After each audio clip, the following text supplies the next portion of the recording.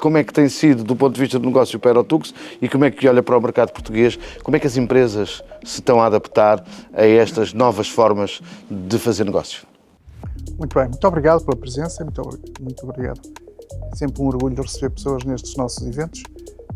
De facto, já os fazemos há uns tempos, também já estamos no mercado há 25 anos, sempre focados no cliente, como disse, ou seja, nós não somos aquelas empresas que tentam impor um programa, um produto ou uma tendência aos seus clientes, mas sim que tentamos ser o parceiro permanente desses clientes. E, portanto, vamos adaptando-nos às suas necessidades e vamos um bocadinho além no futuro, como agora, para mostrar-lhes o caminho imediato das possibilidades que existem. Em relação aos temas que citou desta edição, realmente são extremamente importantes, e porque qualquer que seja a evolução tecnológica, há uma constante, que é cada vez mais as empresas são dependentes do IT, são dependentes de que tudo funcione corretamente. E isso faz com que, por um lado, aumentem as ameaças contra isso e, por outro lado, que seja necessário pensar em formas de garantir essa robustez e resistência àquilo que possa acontecer. E, portanto, a Aerotux, nos últimos anos, tem reforçado essa componente, seja a resistência a ataques maliciosos, cibersegurança, seja a resistência a coisas que acontecem, avarias, apagões, aquilo que possa acontecer, e a capacidade de se recuperar disso, de recuperar dos desastres que não são evitados. Portanto, de facto, isso é uma das nossas grandes... Se queremos ser o parceiro de confiança dos nossos clientes, temos que os levar, que os ajudar a tornarem-se mais resistentes. Como é que a Aerotux olha para este advento da inteligência artificial e se já estão a operar, se já têm clientes a operar e a pedir-vos soluções? Sim, temos e sim olhamos. De facto, a inteligência artificial está num ponto curioso, que é aquele ponto em que não pode ser ignorada, mas ainda ninguém sabe exatamente usá-la completamente. Está naquele ponto em que é usável em virtualmente todos os casos, mas não ao limite, porque ainda tem falhas. Um exemplo para mim clássico é os carros autónomos, que de facto neste momento conseguem ser autónomos, exceto aquele bocadinho que faz com que sejam completamente seguros e que faz com que não possam ser ainda usados. Isso acho que se aplica na inteligência artificial em geral. E nós, mais uma vez, sendo uma empresa focada nos nossos clientes, estamos aqui para os ajudar a pensar numa estratégia e a fazê-lo com segurança. E, portanto, nós vemos também na inteligência artificial como prestadores de serviços que vamos ajudar os nossos clientes a começar, e na maior parte dos casos em business, a começar a experimentá-la. Portanto, já temos vários projetos de proof of concept em clientes, sempre focados numa estratégia que foi uma das ênfases deste evento aqui, que é a inteligência artificial, mas com o controlo dos dados, ou seja, não corrermos o risco de estar a pôr os dados de negócio, os dados sensíveis dos nossos clientes num motor qualquer, num data center, alguns no estrangeiro, mas sim ajudar os nossos clientes a começar a tirar partido, na medida em que já é possível tirar partido de uma forma profissional da inteligência artificial. Qual é a primeira abordagem que um CISO, ou um CIO, ou um administrador de sistemas de uma empresa, quais são as primeiras abordagens? Onde é que a IA seduz os gestores de tecnologia? A IA seduz em praticamente tudo, mas há uma necessidade de estudo, porque, no fundo, IA é algo que já existe há muitos anos e que tem, nas suas diferentes disciplinas, tem vindo a evoluir e com graus diferentes chame-lhe machine learning, chame-lhe o que quiser. Nos últimos anos, saltou a popularidade de um tipo específico de IA, que é a IA generativa dos LLMs, que tem duas características. Uma é que são realmente impressionantes no sentido em que parecem dar respostas e saber tudo, mas que têm, pelo outro lado, inerente à própria tecnologia, que são motores de probabilidades, são motores probabilísticos, não é de certezas, tem do outro lado a capacidade de cometer erros, de inventar coisas, o que para uma aplicação corporativa se torna problemático. Há um exemplo de uma empresa que o chat inventou uma política de descontos e disse ao cliente que a política existia e depois o tribunal obrigou-os a aplicar a política. Portanto, neste momento, nós temos felizmente capacidade de falar de inteligência artificial não só da parte generativa, mas de todas as componentes e ver como é que elas podem, de facto, ajudar os nossos clientes.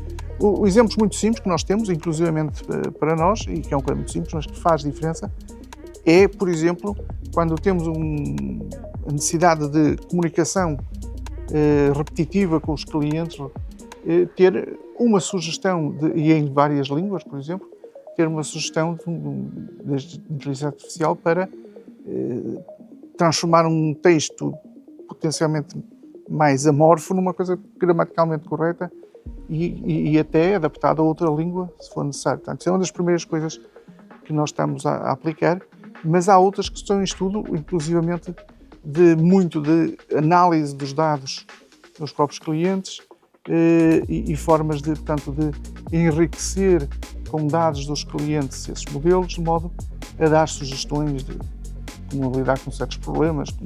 Como é que esse trabalho tem sido na Aerotux junto do cliente?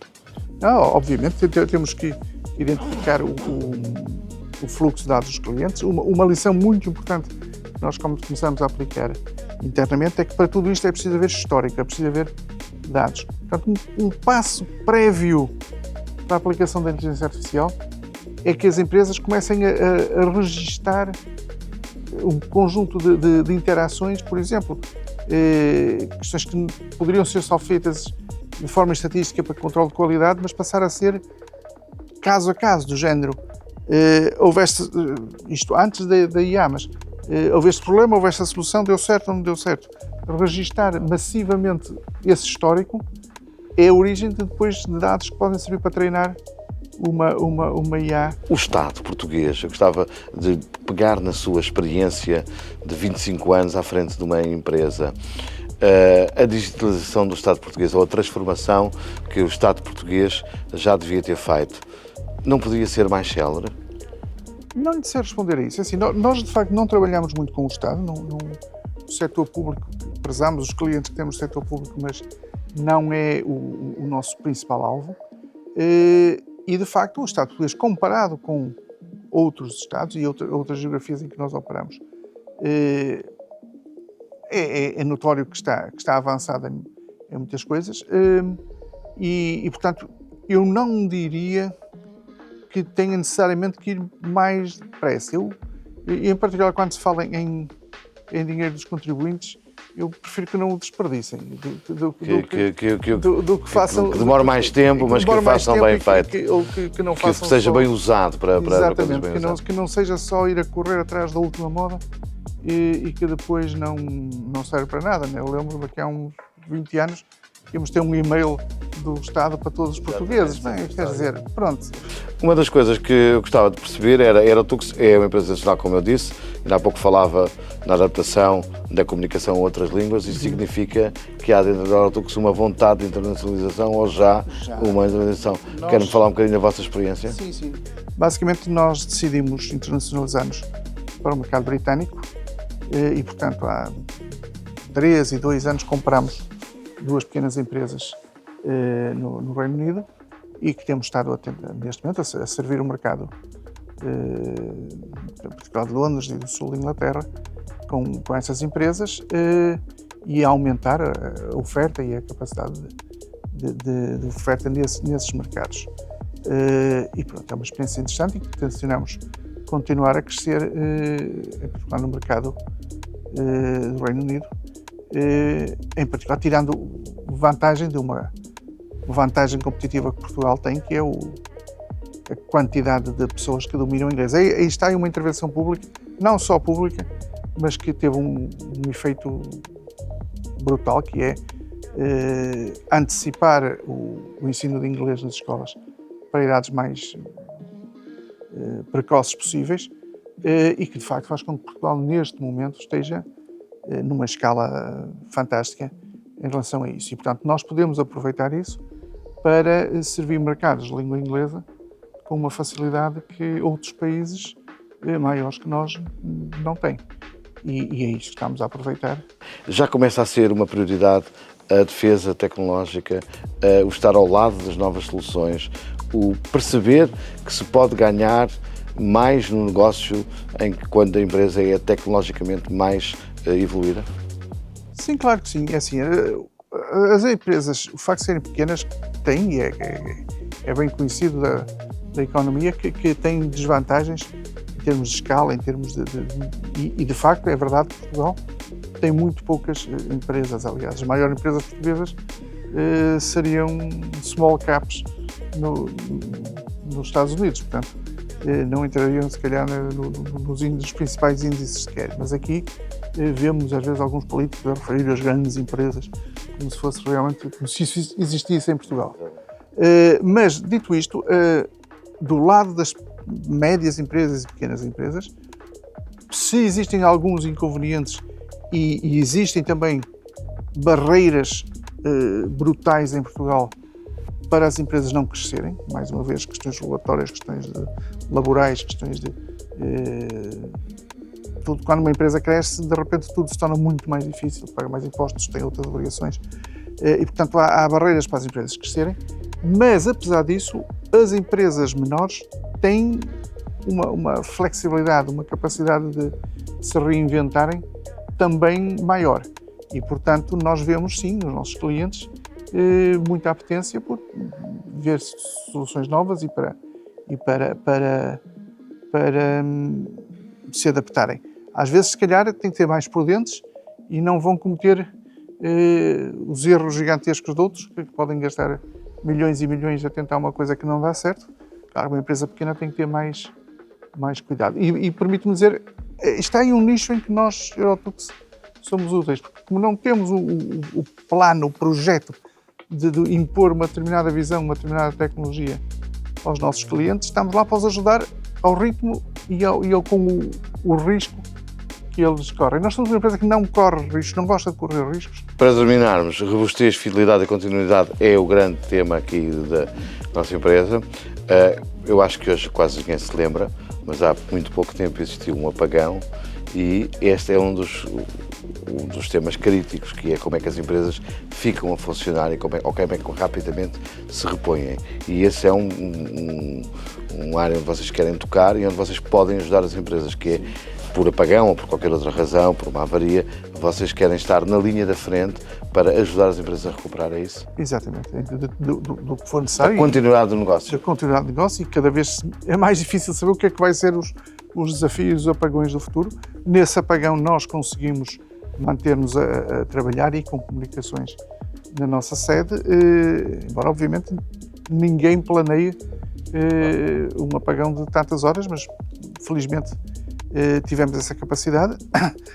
Ninguém esperava que as redes móveis fossem todas abaixo, portanto as pessoas estavam fora da empresa, foi mais difícil contactá-las, mas sim, esse tipo de lições é precisamente isso e de outra forma, os nossos clientes que nos confiam os seus dados, os seus sistemas, também passaram por isso sem qualquer soluço, mas é algo, sim, é precisamente isso, estamos protegidos contra o que o destino ou um hacker qualquer.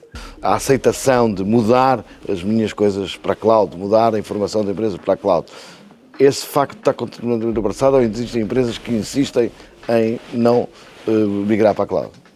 Existem empresas que não existem em não migrar e existem razões também para não migrar, porque nós nunca fomos 100% apologistas da cloud, como em tudo o resto. Estamos aqui para dar um serviço equilibrado aos nossos clientes e a aposta 100% na cloud tem os seus problemas, como se falou aqui, que é questões neste momento de soberania e regulatórias, porque pode haver a qualquer momento problemas que obriguem as empresas europeias a deixar de estar nas cláusulas americanas, que são quase todas isso, pode causar aí um problema grave. Mas, por outro lado, por uma questão económica de base, que é, nós assistimos esta semana a que um dos principais fornecedores de cloud mundiais aumentou radicalmente os preços sobre a indicação de que não, isto não é um aumento de preços, estamos apenas a retirar os descontos que existiam. E, portanto, é completamente ingênuo pensar que, numa economia de mercado, como nós queremos que seja, que se pode, de repente, toda a gente migrar para a cloud e esperar que o custo da cloud não suba até quase ao possível. Portanto, poderemos facilmente ter uma situação em que, e é o que a nossa experiência indica, que é o uso inicial, ingênuo da cloud, tipicamente é muito mais barato, mas os nossos clientes que usam a cloud de forma intensiva começam a ter despesas muito superiores às que teriam de ter a velha infraestrutura on-prem. E é por isso que nós, de facto, ajudamos nas duas componentes.